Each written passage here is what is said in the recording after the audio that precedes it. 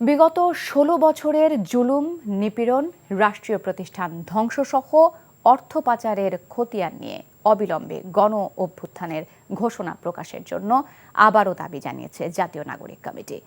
চট্টগ্রামে লিফলেট বিতরণ কর্মসূচি পালন করেছে বৈষম্য বিরোধী ছাত্র আন্দোলন ও জাতীয় নাগরিক কমিটি।